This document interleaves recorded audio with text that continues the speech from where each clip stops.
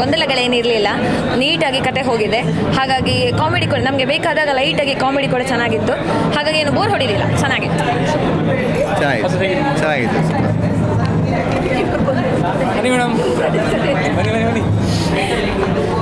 ತುಂಬ ಚೆನ್ನಾಗಿದೆ movie.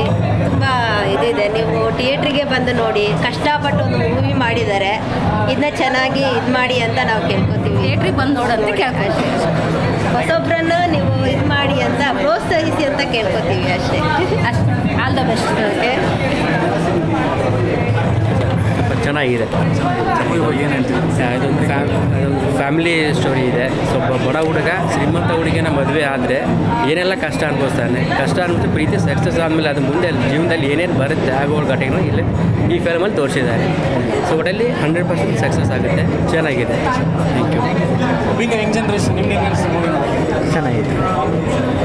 Film ಚೆನ್ನಾಗಿದೆ. ಅವ್ರ ಸ್ಟೋರಿ ಬಗ್ಗೆ ಚೆನ್ನಾಗಿದೆ. ಮೂವಿ ಇದೆ, ತುಂಬ ಚೆನ್ನಾಗಿ ಬಂದಿದೆ. ಮೇಡಮ್ ತುಂಬ ಚೆನ್ನಾಗಿ ಮಾಡಿದ್ದಾರೆ. ಪ್ಲೇ ಮಾಡಿದ್ದಾರೆ. ಹೇಳಬೇಕು ಅಂದರೆ ಒಂದು ಸ್ವಲ್ಪ ಸೆಂಟಿಮೆಂಟು ಇದೆ. Family entertainment movie. ಎಲ್ಲರೂ ಕನ್ನಡ ಸಿನಿಮಾನ ಬೆಳೆಸಿದ್ದಾರೆ. ಮೇಡಮ್ ಆ್ಯಕ್ಟಿಂಗ್ ತುಂಬ ಚೆನ್ನಾಗಿದೆ. ನೋಡ್ಬೋದು. ಫ್ಯಾಮಿಲಿ ಲೈನ್ ಚೆನ್ನಾಗಿತ್ತು ಆ್ಯಂಡ್ ಎಲ್ಲರದ್ದು ಆ್ಯಕ್ಟಿಂಗ್ ತುಂಬ ಚೆನ್ನಾಗಿತ್ತು. ಎಕ್ಸ್ಪೆಕ್ಟ್ ಮಾಡಿರಲಿಲ್ಲ ನಾನು ಬರ್ತಾ, ಬಿಕಾಸ್ ಅಕ್ಕ ಮಕ್ಕಳಿಲ್ಲ ನರ್ವಸ್, ಬಟ್ ತುಂಬ ಚೆಂದ ಆಯಿತು. ಖುಷಿ ಆಯಿತು ನೋಡಿದ ನನಗೆ. ತುಂಬ ಚೆನ್ನಾಗಿ ಮಗು ಎಸ್ಪೆಷಲಿ ತುಂಬಾ ಚೆನ್ನಾಗಿ ಆ್ಯಕ್ಟ್ ಮಾಡಿದ್ರು. ಸ್ಟೋರಿ ಲೈನ್ಗೆ ಆ್ಯಕ್ಚುಲಿ ತುಂಬ ಚೆನ್ನಾಗಿ ಕೂಡ ತುಂಬ ಚೆನ್ನಾಗಿತ್ತು ಮೂವಿ. ಎಲ್ಲರೂ ಬಂದು ತುಂಬ ಚೆನ್ನಾಗಿದೆ. ಕ್ಯಾಮ್ರಾ ವರ್ಕು ತುಂಬ ಚೆನ್ನಾಗಿದೆ.